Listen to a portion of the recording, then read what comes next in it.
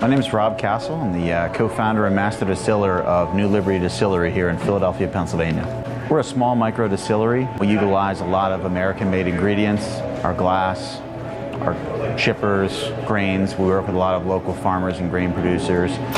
So the impact that tariffs have really had on our business has been an anxiety, difficulty of expanding our market. And we talk to other importers in the EU or other countries about bringing our American spirits into their market, and there's a concern over, what's going to happen next. And that's made it difficult for us to find appropriate partners to expand our business. When you look at American whiskey, both within the US and worldwide, it's one of the hottest categories in our segment. So while our economy is going in a very positive direction, there's an uncertainty out there when we're talking to these other European suppliers. And that's proven difficult for us to expand into other markets. So Pennsylvania is about 13th nationally in exporting pork.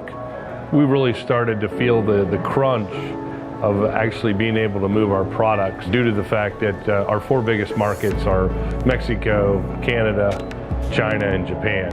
My name is Chris Huffman, Vice President of the Pennsylvania Farm Bureau. We've seen a decline of markets based on the tariffs. Some of the things that we haven't really kind of figured out yet is how the industry is going to shake out. When you start seeing markets that erode like it is now, and people are really hurting, farmers are hurting across the country, and you're starting to see an exodus. And once those farmers leave, the land gets turned over to something else.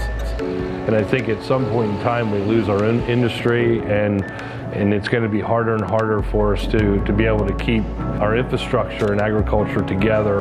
For the toy industry, the impact has ranged from harmful to devastating. While toys themselves have not been yet listed on any of the tariff lists to date, there are toy-related products that have been on these tariff lists, and there's also been inputs that have been on these lists.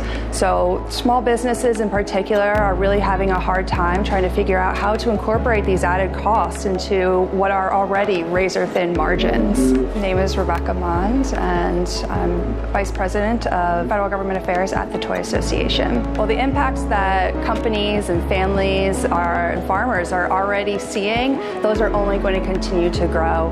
And next year we're expecting to see prices to go up, everything that American families buy, from food to toys.